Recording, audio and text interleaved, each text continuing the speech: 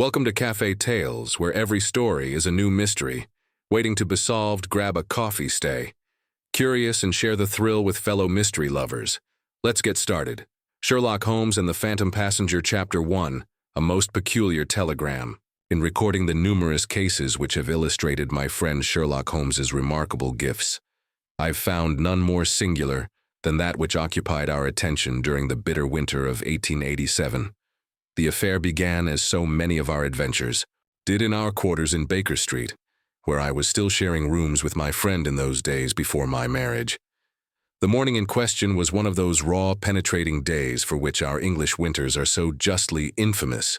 A thick yellowish fog had descended upon London, rendering the view from Holmes's windows little more than a study in ochre shadows. I had stopped by, as was my custom when my practice permitted, to find my friend in an uncommonly agitated state. He was standing by the window, his tall, lean figure silhouetted against the murky light, his pipe sending elaborate curlicues of smoke into the already oppressive atmosphere. Upon the table beside his chemistry apparatus lay a telegram, its yellow paper bearing the clear marks of having been crushed and then carefully smoothed out again. "Ah, Watson," he exclaimed, though he'd not turned to see who had entered. "Your timing is as ever impeccable. I was just about to send a boy round to fetch you. What do you make of this?" He thrust the telegram into my hands, and I read, "My dear Mr. Holmes, I write with a matter of utmost urgency regarding a most singular occurrence on the Norwood Express this morning. A gentleman of considerable standing, one Mr. Edmund Thornfield, has vanished in a manner that defies all rational explanation. The circumstances are most extraordinary. He was last seen in a first-class compartment, both doors of which remained securely locked, the windows being quite intact and offering no possibility of ESS. His hat, coat, and papers remain undisturbed within the compartment. Yet the gentleman himself has utterly disappeared. Your most urgent assistance is required. Yours faithfully, Inspector Lestrade, Scotland Yard." "Good heavens, Holes!" I exclaimed, settling into my old armchair by the fire. "A passenger simply vanishing into thin air. It seems quite impossible, does it not?" A curious smile played about his thin lips as he tapped the ash from his pipe. "And yet Lestrade is not given to flights of fancy. Whatever else one might say about our friend from Scotland Yard, he is priced to a fault." "Then you believe there is something in it, my dear Watson." "It is precisely because it appears impossible that I find it so intriguing." He began to pace the room with that nervous energy I knew so well. "Consider a first-class compartment. On the Norwood Express, locked doors on both sides, windows that open barely wide enough to admit a hand. A passenger who boards at Norwood Junction and vanishes before Victoria Station, leaving behind his personal effects. What does that suggest to you?" I pondered for a moment. Either some form of extraordinary escape in a moving train observed by no one, or, I continued, the witnesses are somehow mistaken. Perhaps this man simply left the compartment when no one was looking. Most illuminating, he reached for his coat. "We have not a moment to lose, Watson. The train is being held at Victoria Station, and every minute we delay allows some vital piece of evidence to slip away. Bring, your service. Revolver. You expect danger?"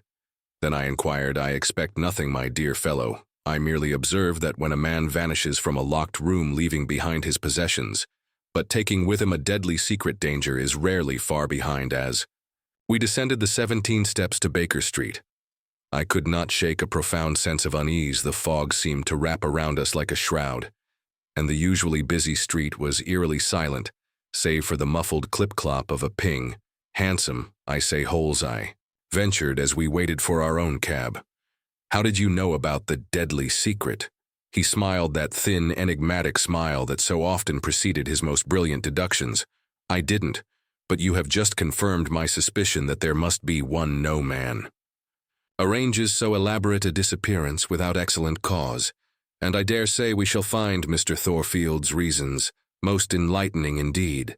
Assuming, of course, we find Mr. Thornfield himself." With that cryptic pronouncement, he fell silent, and we rode toward Victoria Station through the thickening fog, each lost in our own thoughts. Little did I know then that we were embarking upon a case that would test not only Holmes's remarkable deductive powers, but also our very understanding of what was possible within the bounds of reason and law. Chapter 2, The Empty Compartment. Victoria Station presented a scene of barely contained chaos when our hansom deposited us at its imposing entrance.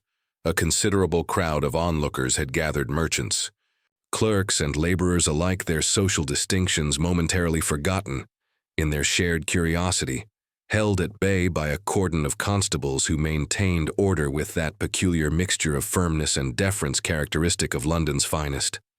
"Stand back there, if you please, sir," one particularly zealous officer was saying to a well-dressed gentleman inspector's orders, "begging your pardon."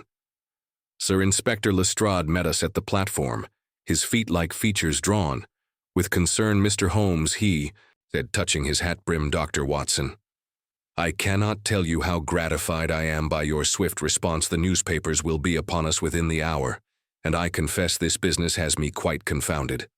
Pray, give us the particulars, Inspector Holmes," replied his sharp, observant eyes already scanning the length of the Norwood Express, which stood silent and imposing beside the platform, great clouds of steam still rising from its locomotive.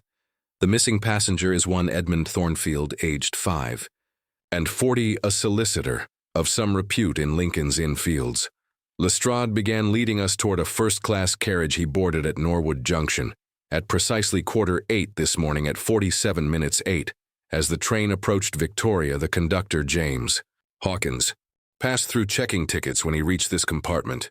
Here he gestured to a door marked with a chalk cross. Thornfield had vanished through his hat coat and leather portfolio, remained precisely where he had placed them, and the compartment was locked. Holmes inquired, already examining the door with his lens on both sides. "Mr. Holmes, the windows, as you can see, cannot be opened more than a few inches, barely enough to pass a hand through. We've interviewed every passenger in the adjacent compartments. None saw or heard anything." Untoward, Holmes had began his examination of the compartment with that methodical precision. I knew so well his gray eyes darted from floor to ceiling as he moved with the efficiency of a bloodhound on a scent. He paused at the window, paying particular attention to the brass fittings, then knelt to study something near the leather-upholstered seat. Most illuminating, he murmured, "Tell me, Inspector, was anything disturbed when you found the compartment?" "Nothing, sir. Everything was just as you see it now, including this," Holmes asked, pointing to a small scuff mark on the leather seat. I believe. "So yes," Lestrade replied with that slight hesitation I had often observed when he found himself on uncertain ground. "Interesting, very interesting." Holmes straightened up, his expression unreadable. "I should like to speak with the conductor, if you please, and I shall need a complete list of all passengers who boarded at Norwood Junction." As Lestrade hurried off to comply, he ventured, "Have you formed any theory?" "Holes, several, my dear Watson, though I must admit the truth may prove stranger than any of them." He picked up Thornfield's abandoned hat, examining the maker's mark and inside the brim.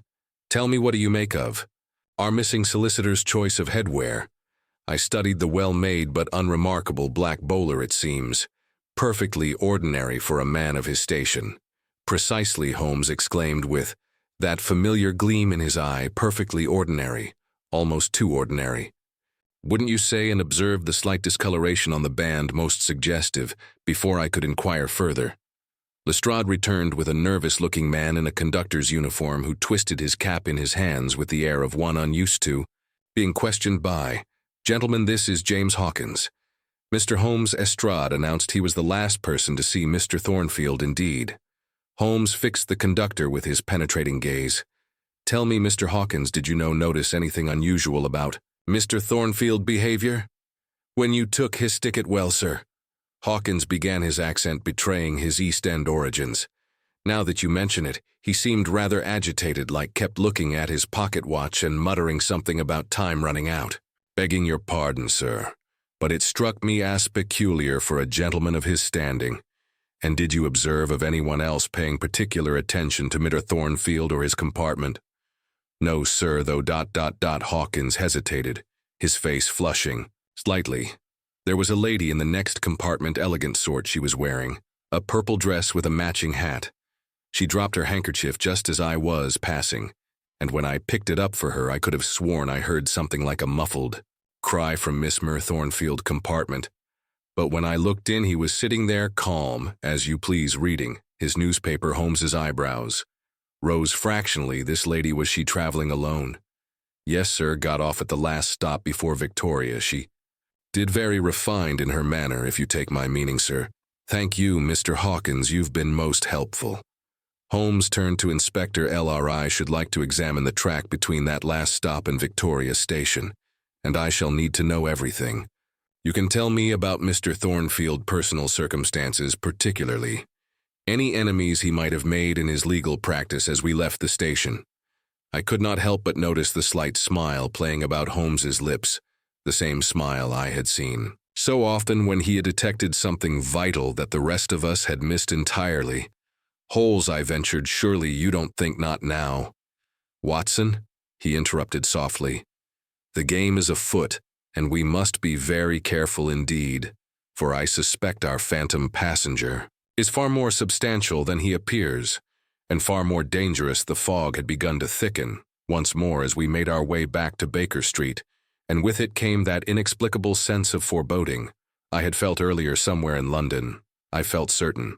A clock was ticking, and time, as Thornfield had apparently known, was running out. Chapter 3. The solicitor's secret. The offices of Thornfield and Associates occupied the first floor of a dignified Georgian building in Lincoln's Inn Fields. Its brass plate bearing the patina of respectability that comes in Lee.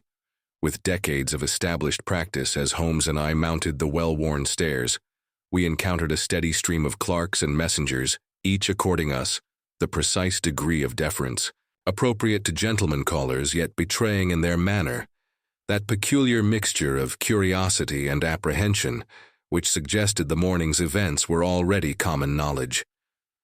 Mr. Mortimer Whitley Holmes inquired of an elderly clerk whose ink-stained fingers and wire-rimmed spectacles bespoke a lifetime of legal documentation. I am he, sir, the man replied, straightening his waistcoat with fastidious precision, though I fear I can be of little assistance in this distressing business. The morning papers, pray do not concern yourself with the papers, Mr. Whitley Holmes interjected, with that air of quiet authority which so often elicited confidence. I should be most grateful for a few moments of your time regarding Mr. Thornfield. Recent correspondence, upon my word, sir. I hardly know if I ought, that is to say, matters of client confidentiality. Whitley's hesitation spoke volumes about the delicacy of his position. I quite understand.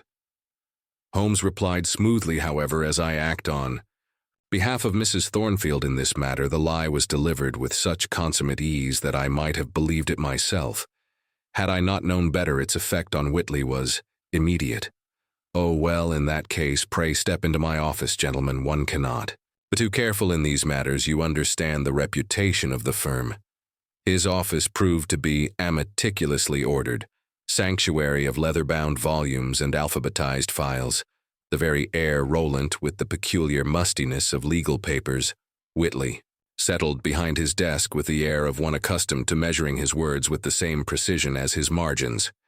I presume, Holmes began, that you are aware of the threatening letters. Whitley's start was almost imperceptible, but to Holmes's practiced eye, it might as well have been a confession. That is to say, one does occasionally receive correspondence of an intemperate nature in our profession. Mr. The name is immaterial. Holmes waved away. The inquiry, what interests me, is the letter that arrived last Tuesday, written on blue paper with a distinctive watermark. I believe you placed it yourself upon Mr. Thornfield's desk. I confess I had no idea how Holmes could know such a detail, but Whitley's reaction confirmed its accuracy. Good heavens, how could you possibly? Yes, I did indeed. Most disturbing communication. The gentleman in question was most put out about the Adelaide matter, though I hardly see how the Adelaide matter, I inquired. But Holmes silenced me with a glance. These letters, he continued. Where are they preserved? Mr. Thornfield kept them in his private safe, Whitley replied, tugging nervously at his collar. Though I did observe him burning one yesterday morning, most peculiar, as he was typically most methodical about maintaining records, and The safe, I regret I have not the combination, sir. Only Mr. Thornfield and his wife quite so now. Regarding his banking activities of late. Oh, that is another matter entirely. Whitley's tone suggested both relief at changing the subject and concern about its implications most irregular. He withdrew a substantial sum 3 days ago. Quite unprecedented in my experience. When I ventured to inquire about the annual accounts, he was most sharp with me. Time. Enough for accounting when time itself is accounted. For he said most unlike him. I must say Holmes's eyes gleamed. Did he specify the amount? Withdrawal $5.00, sir, in beer, bond, and Bank of England notes. I dare say it caused quite a stir at the bank. Mr. Thornfield was most insistent about the denominations. One final question. Mr. Whitley, did Mr. Thornfield ever mention a lady in purple? The clerk's reaction was extraordinary. His already pale complexion became positively ghostly, and his hands trembled as he reached for his handkerchief. I believe I hear one of the junior clerks calling. If you'll excuse me, gentlemen. He fairly fled from his own office, leaving Holmes and me alone among the meticulously ordered files. Well, Watson, Holmes remarked, carefully pocketing the telegram fragment. What do you make of that? It seems clear that Thornfield was involved in something that frightened him considerably. I ventured through what connection there could be between a legal matter, $5.00, and a mysterious lady in purple. But you perceive the central point. Holmes's eyes sparkled with that peculiar light that suggested he was already several steps ahead in his deductions. I confess I do not consider, my dear fellow, why would a man who is typically most methodical about maintaining records suddenly burn correspondence? Why withdraw such a specific sum in such specific denominations? And why here? He paused significantly. Why would the mention of a lady in purple so disturb a man who has spent 40 years handling the most confidential of legal matters? Our next port of call proved to be a handsome villa in St. John's Wood, where we were admitted by a maid, whose starched apron and precise curtsy spoke of a well-ordered household. Mrs. Helena Thornfield received us in a morning room whose appointments bespoke both taste and comfort without ostentation. She was a handsome woman of perhaps 35, her gray silk morning dress perfectly suited to her position, though I observed her hands clasped together with barely suppressed agitation.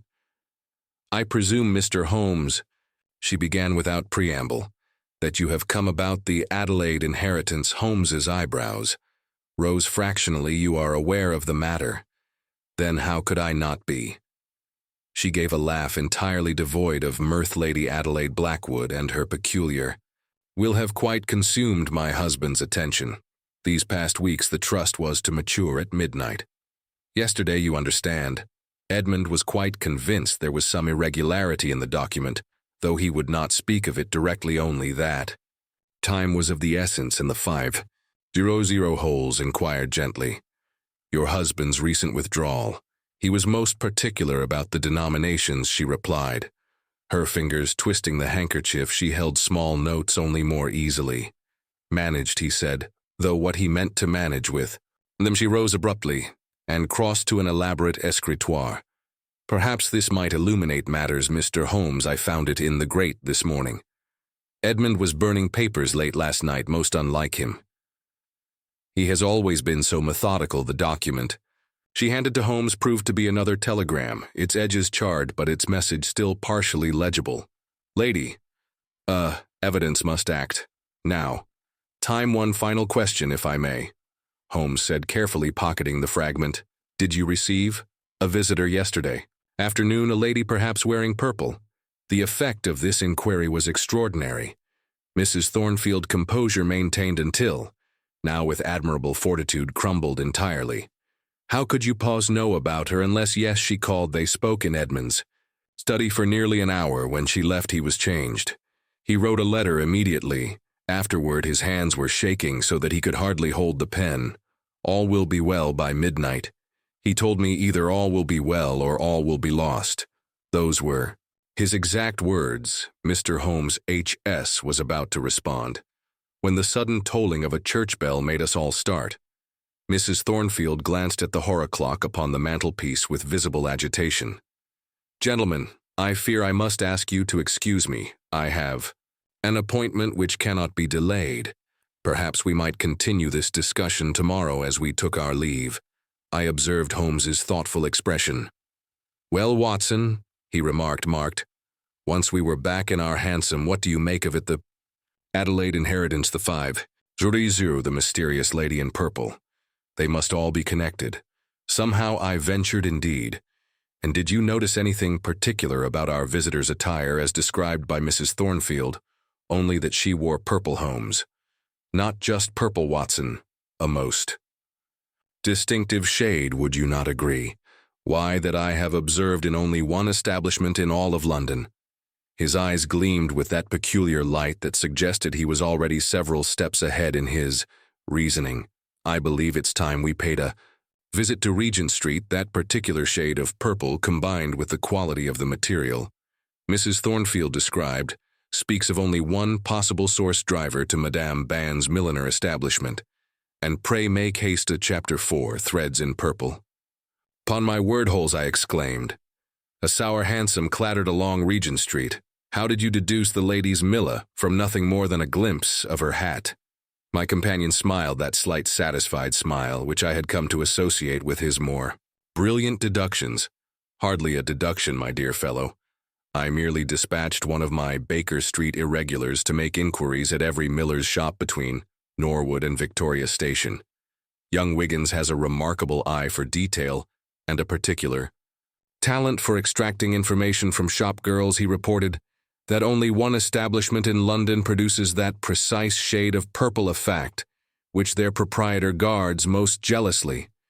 And you believe this establishment might lead us to our mysterious lady? Consider, Watson, a lady of evident refinement purchases a distinctive hat mere days before a most peculiar disappearance. The hat itself is chosen to be noticed to draw the eye. Why would one wish to be so memorable? Unless what? Holes, unless being noticed was precisely the point. Our cab drew to a halt before an elegant shop front, its gilt EDG windows displaying confections of silk and feathers calculated to catch the eye of London's most discriminating ladies. A carefully lettered sign proclaimed Madame Bond's millinery establishment, and beneath it, in slightly smaller letters, by royal appointment, the latter with that particular flourish which suggested aspirational rather than actual patronage. The shop bell tinkled with refined discretion as we entered. A young shop girl, her black dress and starched apron indicating her status as a senior assistant, approached with that peculiar mixture of deference and perfected by those who served the wealthy. "Good morning, gentlemen," she said, her accent suggesting an expensive finishing school. "How may we be of assistance? Pray inform Madame Beaussaw that Mr. Sherlock Holmes would be most grateful for a moment of her time." Holmes replied, presenting his card with an aristocratic flourish that caused the girl to revise her initial assessment of our social standing. "At once, sir," she murmured, disappearing through a curtained doorway. Moments later we were ushered into a private salon where Madame Bopp herself awaited us. She proved to be a handsome woman of middle years, her silver-streak hair arranged with artistic precision, her black silk dress indicating both prosperity and proper widowhood. "Mr. Holmes," she said, extending her hand with Parisian grace, "I have of course heard of your reputation, though I cannot imagine what interest London's foremost consulting detective could have in my humble establishment," Madame Holmes replied, executing a small bow. "I seek information regarding a lady who purchased one of your distinctive creations yesterday morning, a hat in that particularly striking shade of purple for which you are justly renowned." I observed a slight tightening around Madame's carefully painted lips. "You must understand, Mr. Holmes, that discretion is the very foundation of my business. My clients expect quite so," Holmes interjected smoothly. "However, when matters of life and death intrude upon matters of fashion, even the most rigorous discretion must occasionally bow to necessity. Life and death." Madame's perfectly arched eyebrows rose fractionally. "Surely you exaggerate, sir. I fear not. The lady in question was observed this morning on the Norwood Express, shortly before a fellow passenger vanished under most suspicious circumstances."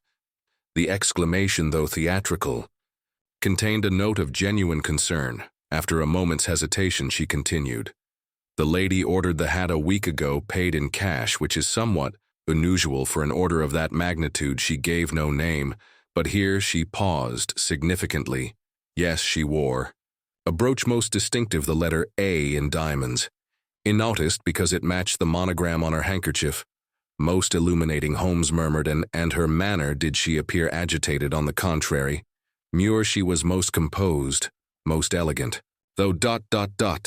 Madame Bond's voice dropped to a confidential whisper. There was something in her eyes when she spoke of the Adelaide estate that gave me pause. The Adelaide estate, I ventured. But Holmes silenced me with a glance. One final question. If you please, he said. Did this lady happen to examine any of your mirrors with particular attention? Madame's start was most eloquent. Why? Yes, she spent several minutes studying the angle of the triple glass in our fitting room. Most peculiar she seemed, more interested in the mechanism of its movement than her own reflection. Holmes's eyes gleamed with that particular light. I knew so well. Thank you, madam. You have been most helpful. Though I should advise you to be cautious should this lady return. She may find your establishment's reputation for discretion, especially, appealing. As we emerged onto Regent Street, I caught a glimpse of purple disappearing into the fog at the corner holes. Surely that's after her, Watson. The game is not yet done. But even as we gave chase through the swirling London MC, I felt rather than saw someone following us through the fog. When I turned to look, there was nothing there but shadows and swirling mist. Yet the sensation of being observed remained unnervingly. Cute. Chapter 5. Smoke and mirrors. Our pursuit of the lady in purple through the fog-shrouded Regent Street proved fruitless, though Holmes appeared more amused than disappointed by her escape. Come, Watson, he said, adjusting his cuffs with that fastidious precision which often preceded his most significant revelations. I fancy we shall find matters of interest awaiting us at Lincoln's INF Fields. Our quarry's flight suggests certain papers may be a tryst. His prediction proved remarkably present. Found Lincoln's infields in considerable disarray, with several constables maintaining a discreet presence, while a cluster of legal clerks huddled beneath umbrellas, their constitutional interrupted by this unprecedented breach of professional sanctuary. Upon my word, Sir Mortimer, Whitley exclaimed upon seeing us, his usually impeccable attire showing signs of perturbation. How could you have known? The night porter discovered the break-in not half an hour ago. They've thoroughly ransacked Mr. Thornfield's private office. The chamber in question bore eloquent testimony to a most methodical search. Leather-bound volumes lay scattered about the turkey carpet, their dignified repose violated by whatever desperate hand had torn them from their shells.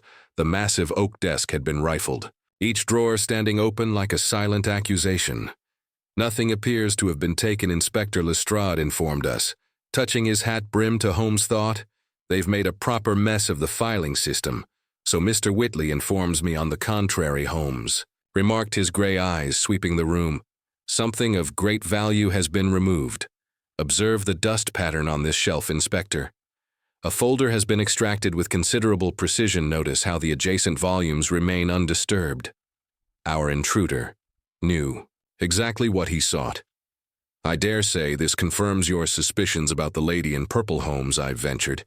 It confirms, my dear Watson, that we are dealing with a conspiracy of considerable sophistication, a burglar who ignores a silver inkstand of considerable value, yet takes time to examine legal documents most illuminating. Indeed, he paused by the window, examining the sill with his lens.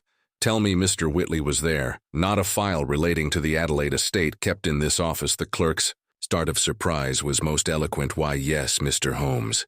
But how could you? Possibly he was interrupted by the arrival of a boy in messenger's livery, bearing a note addressed to Mrs. Thornfield in a hand disguised by the expedient of newspaper clippings arranged with painstaking precision. Madam Holmes read aloud, having obtained the lady's permission, your husband's absence may yet be explained to your advantage. Pray attend the Norwood Express platform at Victoria Station tomorrow at precisely $10. Come alone, or all shall be revealed most interesting. No signature, naturally, but surely. You don't mean for Mrs. Thornfield to comply with this outrageous demand? I exclaimed how by no means, Watson, though I fancy we might derive some advantage from appearing. To do so, he turned to Lestrade. I should like to examine the train compartment again, Inspector.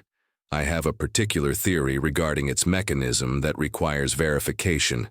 The railway carriage, when we reached it, stood isolated in a siding, maintaining its air of inscrutable mystery. Holmes spent nearly an hour examining every inch of its construction, paying particular attention to the door mechanisms. Ah, he exclaimed suddenly, his fingers tracing an almost invisible groove in the woodwork, just as I suspected. Watson, you recall the Edinburgh disappearance of '82? I cannot say that I do, Holmes. No, a most instructive case, though in that instance, the mechanism was considerably crudder. Modern engineering has made remarkable strides. He straightened, up brushing dust from his knees. I should very much like to speak with the railway company's chief engineer, Inspector, a Mr. Harrison. I believe Harrison Mustad's ferrety features showed surprise, but we've already questioned him thoroughly indeed. I have just signed a warrant for the arrest of Frederick Pembroke. The evidence clearly shows, my dear Lestrade. Holmes interrupted with that peculiar smile which suggested he knew far more than he was willing to reveal. I fear you may find Mr. Pem's alibi, for the crucial period, quite unassailable, though I should be most interested to hear his account of certain financial transactions relating to the Adelaide Trust. I say, Holmes interjected, recalling our encounter at the millinery shop. Surely Pem's presence there this morning provides him with a perfect alibi for the hours during which certain other events were transpiring. My dear fellow, though I fancy his appearance was not entirely coincidental, he turned to Mrs. Thornfield, who had maintained an admirable composure throughout. Madame, I must ask you to trust me implicitly in this matter. The note you received suggests our opponent's hand may be forced sooner than he anticipates. Watson, I shall require your assistance tonight. Bring your service revolver. As we departed Victoria Station, I observed a familiar figure watching us from the shadows of the booking office. Holmes. I whispered, that man, yes. I had noticed our friend in the gray ulster the third time we've encountered him today, by my count most gratifying. He confirmed several of my theories regarding this curious affair. Then you know who he is? I know what he represents, Watson, though the who, I fancy, may surprise even our friend Lestrade when all is revealed. But come, we have preparations to make if we are to be ready for tomorrow's performance, Holmes, indeed. For I suspect our phantom passenger may be preparing for his final journey, unless we can persuade him to disembark somewhat earlier than he intends. Chapter 6. The Adelaide connection. Dawn had scarcely touched the spires of London when Holmes and I found ourselves ensconced in a first-class waiting room at Victoria State. The previous night's preparations, about which Holmes had maintained an air of sphinx-like inscrutability, had culminated in our current vigil, though its purpose remained as opaque as the morning fog pressing against the windows. Patience, Watson, Holmes murmured. Noting my restiveness, our friend from the railway engineering works should arrive momentarily. Observe a tall figure and emerged from the mist, his frock coat and gold-rimmed spectacles, lending him that particular air of professional dignity, characteristic of the higher branches of mechanical science. At his heels trotted a smaller man whose cloth cap and oil-stained fingers proclaimed his status as a working engineer. Mr. Harrison Holmes greeted them. And Mr. Perkins, if I am not mistaken. Most gratifying of you both to tend at such an early hour, upon my word, Mr. Holmes, Harrison replied, employing his silk handkerchief with evident agitation.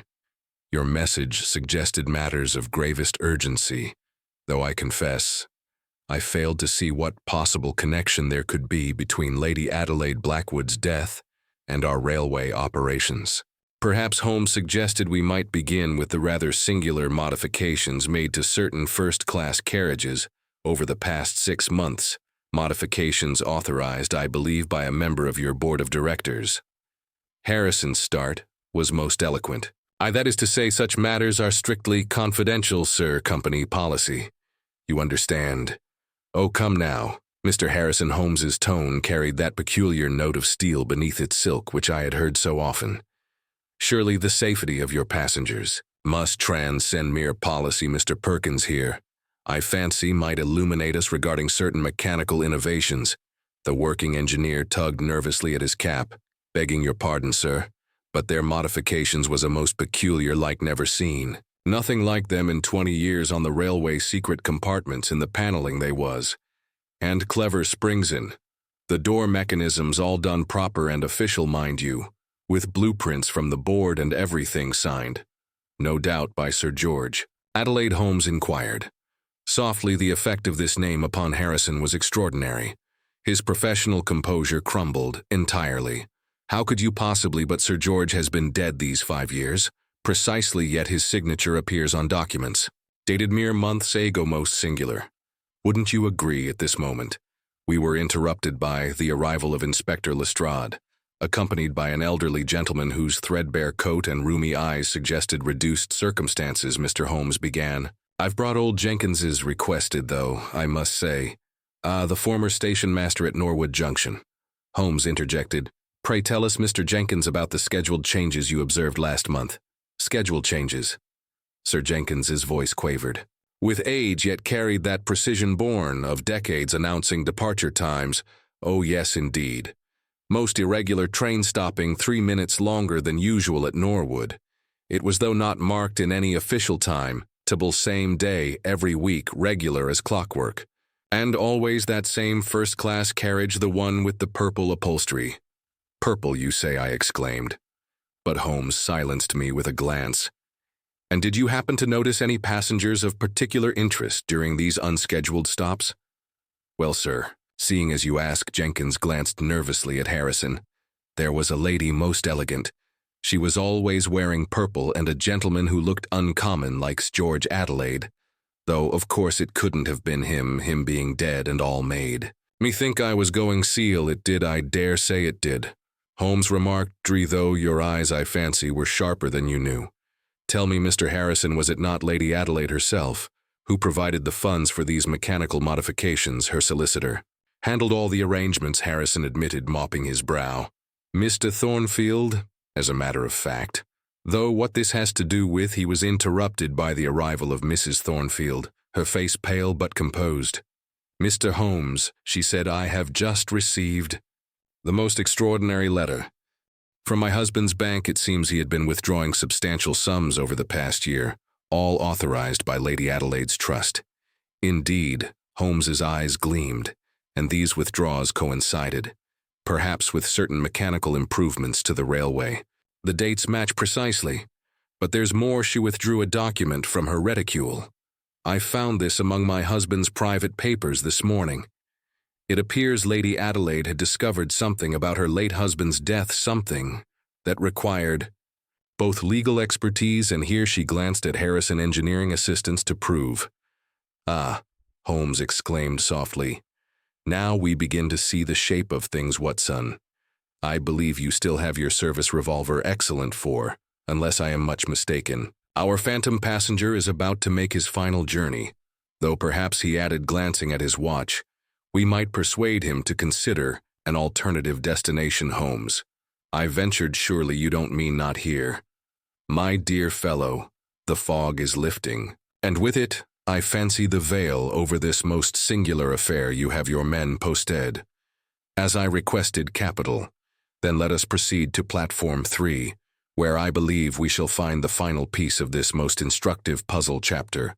Shadows on the platform. The morning fog had begun to dissipate as we assembled on Platform 3, though sufficient MC remained to cast ghostly shadows among the forest of iron coal supporting Victoria Station vast roof. Holmes had positioned us with characteristic precision. Lestrade and Heisman strategically scattered among the early morning passengers, Harrison and Perkins, the chief mechanical engineer, conferring in studied casualness near the signal box, and Mrs. Thornfield seated decorously upon a station bench. Every inch the genial lady awaiting her train. Observe, Watson, Holmes murmured, his gray eyes as alert beneath the brim of his hat, how our friend in the ulster maintains his position near the bookstore, the third copy of the Times he's pretended to peruse in the past quarter hour. Unless I am much mistaken, I was about to respond when the station clock began to strike 10. As the last chime faded into the general hub of the station, a porter appeared, pushing a luggage trolley with a singular item. Upon it, a brass-bound trunk of evident antiquity, its surface bearing the patina of extensive travel. "Most irregular, sir," the porter was saying to Harrison, touching his cap with proper deference founded in the left luggage office. "We did no ticket, but marked for the 10:15 to Norwood." "Ah," Holmes remarked softly. "Now, observe most carefully, Watson, for I fancy we are about to witness a most instructive demonstration of railway engineering." A gentleman had approached the trunk, a distinguished figure in an impeccable frock coat, his silver hair, and gold-rimmed par, lending him an air of unimpeachable respectability. I say, he addressed the porter in cultivated tones, "I believe that trunk belongs to my client. Permit me to examine the documentation as—" He bent over the paperwork, I observed. His hand moved with suspicious swiftness toward the trunk's brass fittings. Holmes's cry of now shattered the morning calm like a thunderbolt. The transformation that followed was extraordinary. The gentleman's dignified demeanor vanished as he sprang away from the trunk with the agility of a trained acrobat. Ladd's men converged from all directions, but Urquhart displayed remarkable resourcefulness, diving beneath the luggage trolley and emerging on the far side with remarkable agility after him. Watson, Holmes shouted, "But mind the second trunk." Even as we gave chase, I noted a peculiar detail, an identical brass-bound trunk being hurriedly conveyed toward a first-class carriage by two porters I did not recall seeing before. Holmes, however, made no move to pursue it, his attention fixed upon our fleeing quarry. The chase led us through the labyrinth of Victoria Station, past startled passengers around pillars, and through clouds of engine steam. Alquari's top hat went flying, his pinnae abandoned in his flight, yet he maintained a remarkable turn of speed for one of his apparent years, the signal box. "Watson," Holmes called, "he means to use the railway lines." Indeed, our fugitive had begun scaling the iron ladder leading to the elevated signal box. But here Perkins proved his worth. The engineer, anticipating the maneuver, had already ascended from the opposite side. As our quarry reached the platform, he found himself confronted by Perkins's solid form. "Begging your pardon, sir," Perkins said with that peculiar mixture of deference and determination characteristic of his class, "but I can't permit tampering with the signals. Railway regulations, you understand." The capture, when it came, was almost anticlimactic. Ladd's men, having finally negotiated the complex geography of the station, arrived to find their quarry effectively cornered. Yet Holmes, they observed, paid little attention to the arrest, his gaze fixed instead upon the first-class carriage, where the second trunk had been deposited. "I say, Holmes," I ventured as we gained the platform, "shouldn't we examine that other trunk, patience, my dear fellow, all in good time? For the moment I should very much like to hear what our friend Hawkins has observed." During his morning duties, the conductor, when summoned, proved most illuminating. "Most peculiar, sir," he reported, tugging nervously at his uniform collar. "That carriage with the purple upholstery, the one Mr. Perkins modified, it's been placed at the rear of the 10:15 service A against regulations. That is, should be in the middle of the formation by right." Indeed, Holmes's eyebrows rose fractionally. "And did you happen to notice anything else irregular? The timing of the signals, perhaps, now that you mention." Sir Hawkins glanced nervously at Harrison. "The signals for the Norwood Junction have been showing odd delays, 3 minutes exactly every time that particular carriage passes through, just as Jenkins observed." I exclaimed, "Precisely, Watson, though I fancy today's delay may prove somewhat more permanent." Holmes turned to Inspector. "I should like to examine that carriage most carefully before the 10:15 departs. I have reason to believe we may find its mechanism has been prepared for one final disappearing act." Mrs. Thornfield, who had maintained her composure throughout with admirable fortitude, suddenly grasped Holmes's arm. "Mr. Holmes," she said, her voice barely above a whisper, "the lady in purple. I've just seen her boarding the last compartment." Indeed, Holmes's eyes gleamed with that peculiar light I knew so well. "Most illuminating. Tell me, did she appear to be carrying anything of particular?" "A small valve, rather heavy by the way she handled it." And Mrs. Thornfield hesitated, her gloved hand tightening on Her reticule she wore, the Adelaide diamond brooch, I would recognize it anywhere. It was quite the talk of London society. When Sir George first presented it to his wife, Capital Holmes exclaimed, causing us all to start at his enthusiasm. You've played your part admirably, Mrs. Thornfield. Now, Watson, if you would be so good as to keep your revolver handy. I fancy we are about to witness the final act of this most remarkable drama, though perhaps he added, with that slight smile which always preceded his most brilliant deductions, not quite in the manner our phantom passenger intended. Chapter 8.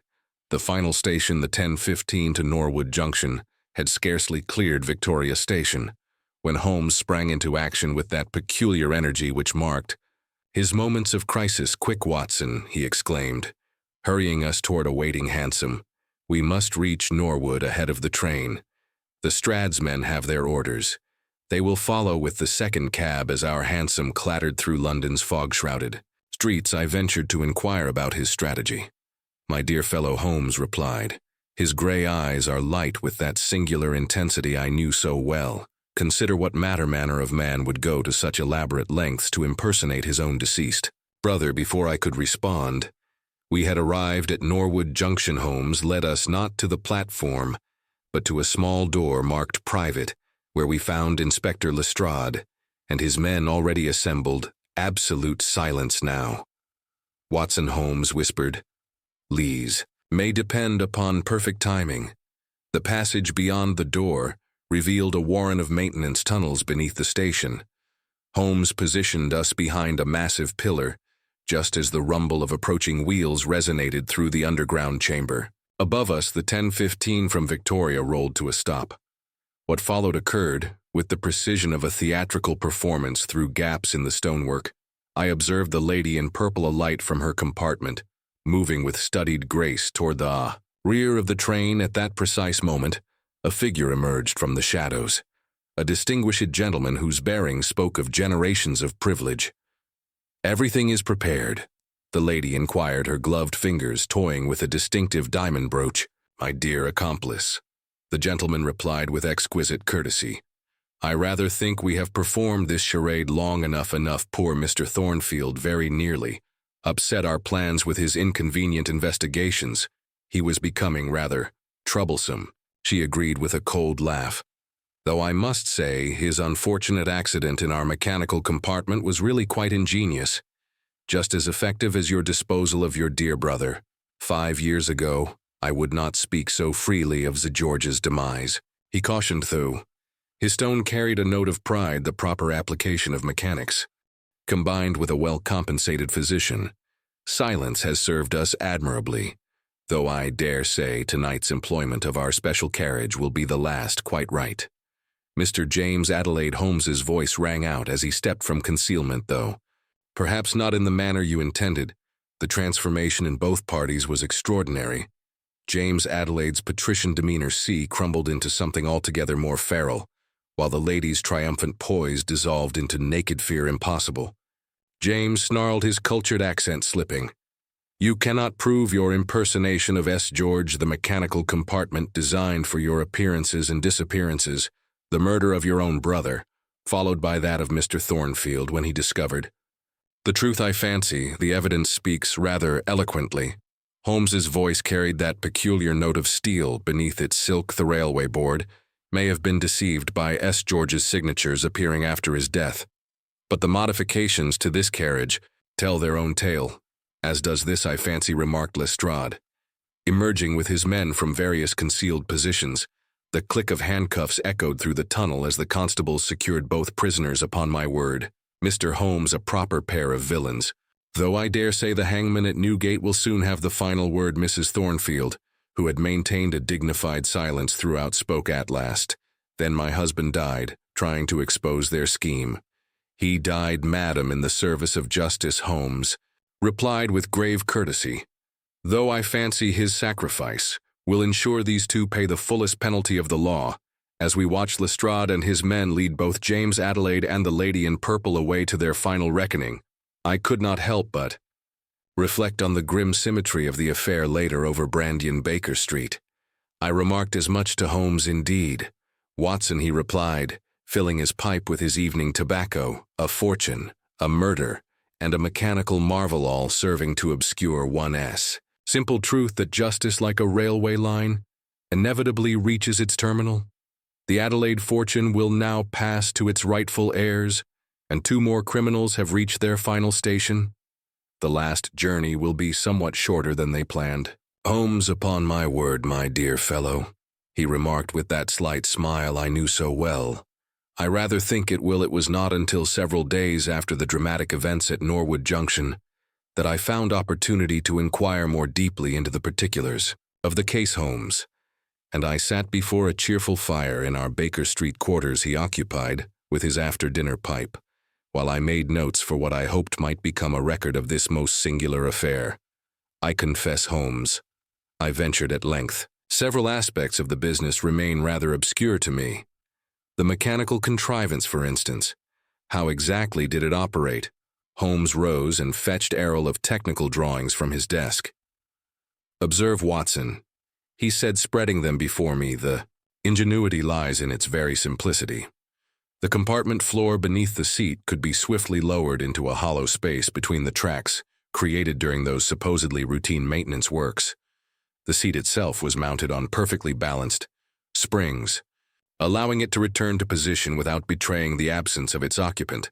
But surely such a device would require exceptional timing. Precisely why the train made those peculiar 3-minute stops at specific points. Mr. Perkins, the railway's chief mechanical engineer, was most illuminating on this point. The modifications appeared legitimate, bearing S. George Adelaide's signature, though of course the signatures were supplied by his brother James after S. George's murder. And poor Thornfield, how did he discover the truth? Through careful examination of the Adelaide estate's accounts, he noted discrepancies in the railway company's invoices, payments for maintenance work that seemed excessive. His investigation led him to those modified carriages and ultimately to his death when he grew too close to the truth. The $5,000 withdrawn from his bank was intended as blackmail payment. Before, our villains decided on a more permanent solution. But the lady in purple, Holmes, why such an elaborate disguise? Ah, his eyes gleamed that particular shade. Watson, that was the master stroke of misdirection. While witnesses focused on the distinctive color, they paid far less attention to other aspects of her appearance. She was in fact James Adelaide's accomplice, helping him maintain the illusion of his brother's occasional appearances. The diamond was a rather theatrical touch, I must say, flaunting the very evidence of their deception. Good heavens, Holmes, then the mechanical compartment served both for Thornfield murder and James Adelaide's impersonation of his brother. Precisely. James would emerge at crucial moments to sign documents or make brief appearances, maintaining the illusion that S. George was still alive and in control of the estate. The lady in purple provided the necessary diversions, and alias most ingenious, though ultimately fallible, a rather specialized addition to the science of detection. Holmes, my dear fellow, he replied, sending a perfect smoke ring toward the ceiling. In an age of mechanical marvels, we must be prepared to combat mechanical crimes, though. I fancy few criminals will attempt quite so theatrical a performance in future, particularly given that both James Adelaide and his accomplice now await the hangman at Newgate. The fire had burned low, and outside our windows a thick London fog had begun to settle over Baker Street. Somewhere in the distance we could hear the muted whistle of a train, a commonplace sound that now perhaps carried just a touch more mystery than it had before. Thank you for tuning in to Cafe Stories. If you enjoyed the intrigue and suspense, be sure to subscribe and hit the bell icon to stay updated on more captivating detective